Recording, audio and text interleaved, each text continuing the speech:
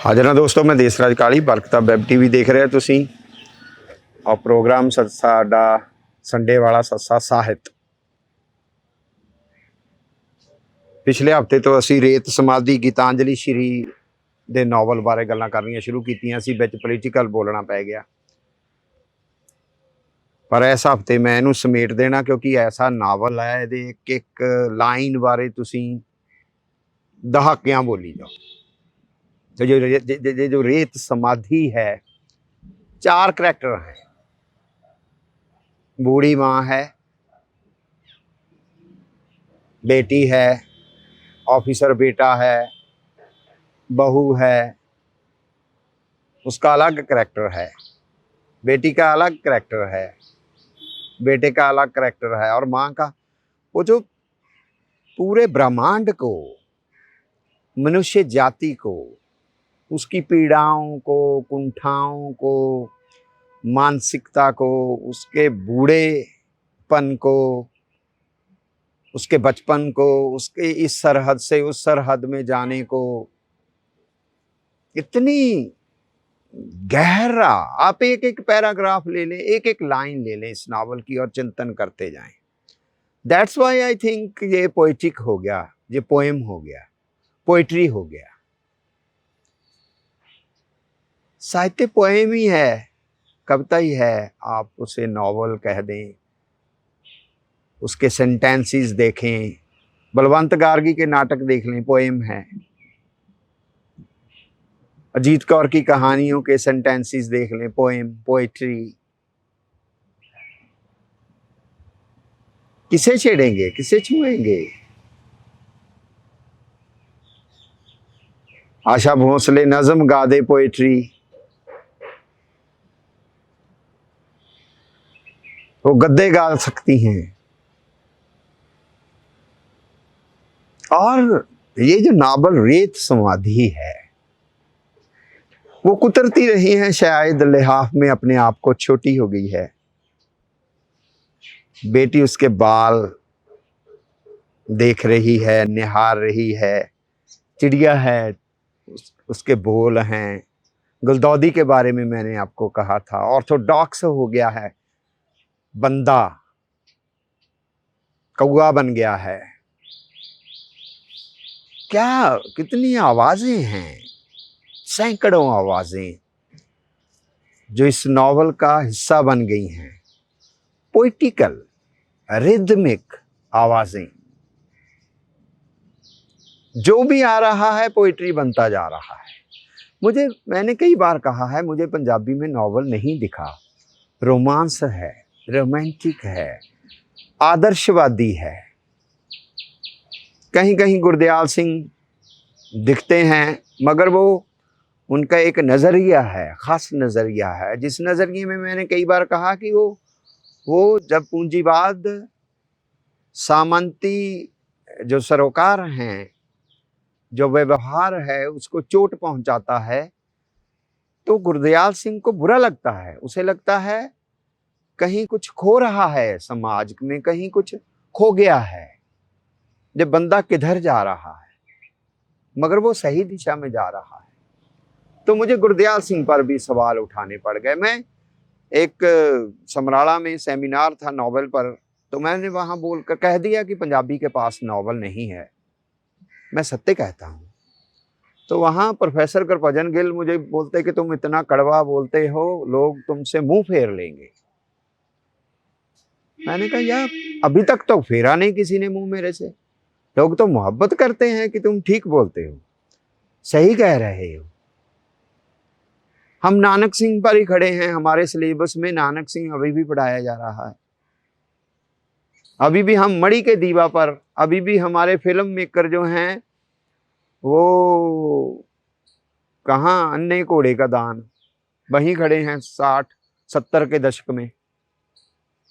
No doubt वो documentation हो सकती है, वो आर्ट मूवी हो सकती है, मगर सोसाइटी तो बहुत आगे निकल गई। पंजाबी कहानी बहुत आगे, नज़म, इवन नॉवल में अब एक्सपेरिमेंट।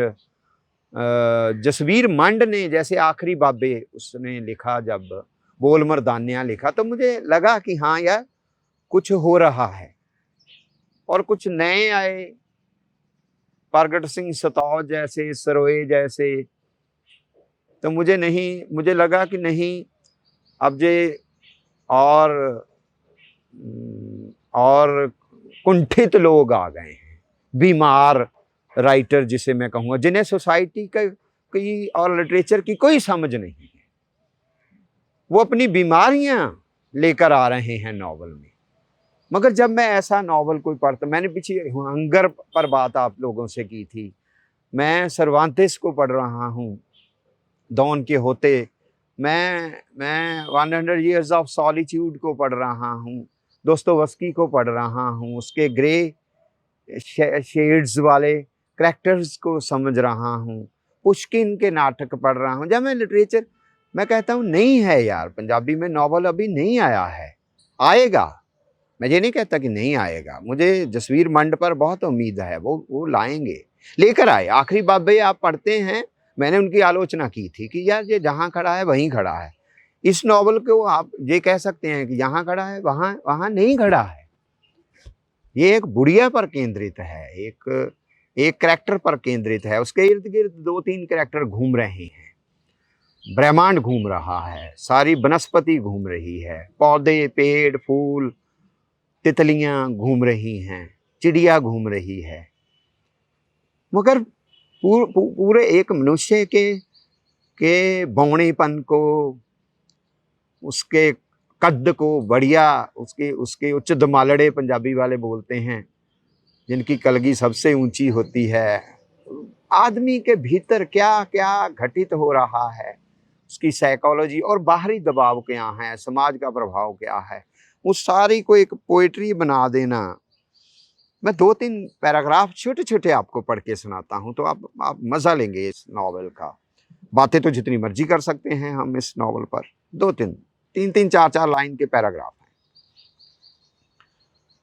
जिसको मन की आंखों से देखना आता है, करे बंद आंखें और देखे माँ को अपने जरा लथड़ते कपड़ों में, अपनी जरा लड़खड़ चाल में, अपनी थिरकन वाली छड़ी के संग बेटी के घर में फिरते, जमीन से 2 इंच ऊपर डोलती सी चुप के नाजुक बुलबुले से घिरी, जिसमें सतरंगी धूप के कतरे हैं, शांत को शोर नहीं तोड़ता। सेकंड, सुबह सुबह जब माँ बैल्कनी पर चाय पीती है, काली चिड़िया लंबी सीटी मारती है, चढ़ती उतरती लय।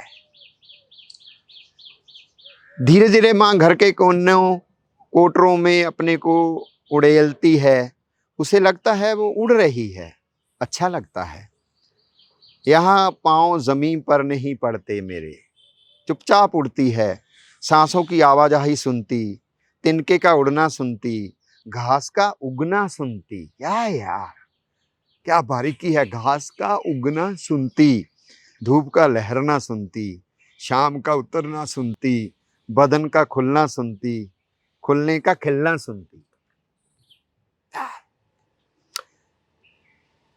बेटी दुलार से कहती है, अपने नए घर के कोटरों में तुम खुद को हवा की तरह उड़ेलती हो। माँ कहती है, मामा मैं हवा उड़ेलने खातिर चल रही हूँ। छुओ, पेट हवा से कैसा तना फूला है। चलो तो हवा निकलती है, हवा उड़ाती हो और हवा में गुब्बारे में उड़ती हो।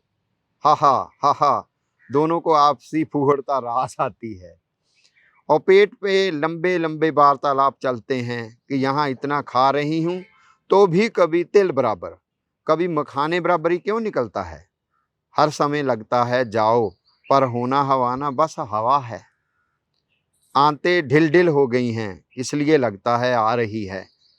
अंदर झोले बन गए हैं, वहाँ सब जमा रहता है, निकलना नहीं चाहता।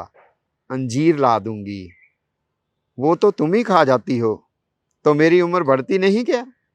तुम भी देर तक पॉट पर बैठो, फिर दोनों घूमे हवा फैलाते। एरी अम्मा घनिष्ठता छाती है, माँ बेटी हंसती हैं, पुचकार के तुम तू करती हैं। एक और छोटा जा पैरा। देखो अम्मा गमले में मिट्टी गोड़ती है, सुनो चिड़िया उतार चढ़ाव वाली सीटी धुन सुना रही है। बेटी कुछ तलाक खाकर उंगली चाटने लगी। तितलियां सब देख रही हैं। धूप गमकीली हो रही है। हंसी होती है क्या, करती रहती हो तुम। हंसी चलती है क्या, करते रहे हैं हम। बैलकनी और सीटी, चिड़िया और सीटी, अम्मा और चिड़िया। बैलकनी पर गमले आ गए हैं। माँ मिट्टी में हाथ साने रहती हैं। कोंपलें फूट रही हैं। कोंपलें फिर फूट आईं शाख पर, कहना उसे वो न समझा है, न समझेगा मगर कहना उसे। ये जो कोंपलें फूटने लगती हैं, ये जो धूप सुनाई देने लगती है, ये जो घास का उगना सुनाई देने लगता है, ये जो चिड़िया की सीटी बजने लगती है, सुनाई देने लगती है, ये जो बिखरना दिखाई देने लगता है, सुनाई देने लगता है, ये जो आवाज़ नहीं है वो सुनने लगता है राइटर, उसके करैक्टर को वो सुनने लगता है, तब कहीं जाकर ऐसे कालजयी नॉवल जो हैं वो जन्म लेते हैं। ये कालजयी नॉवल है रेत समाधि, गीतांजलि श्री का, और 2022 का इंटरनेशनल बुकर प्राइज़ विनर है। राजकमल पेपरबैक ने इसे छापा है। आप इसे ज़रूर पढ़ें। पंजाबी के पाठक को, नौजवान राइटर को तो ज़रूर पढ़ना चाहिए। मुझे 2-3 मैं लेखकों के कमेंट पढ़ रहा था फेसबुक पर, उसमें कुछ सीनियर राइटर भी थे, वो ऊब गए कुछ पेजेस पढ़ के 30-40 के बाद, कहते नहीं पढ़ा गया। कोशिश कीजिए, आप खिलने की कोशिश कीजिए, धूप को सूंघने की कोशिश कीजिए। धूप को सूंघना, इस नावल को पढ़ना। आपको अगर धूप सूंघना आ गई, सूंघ सकते हैं आप धूप को, हवा को तो सूंघ सकते हैं आप, अगर धूप को सूंघ सकते हैं तो ये नावल भी पढ़ सकते हैं। तो ज़रूर पढ़िएगा। मिलते हैं फिर नेक्स्ट संडे किसी किताब के साथ। Thank you very much.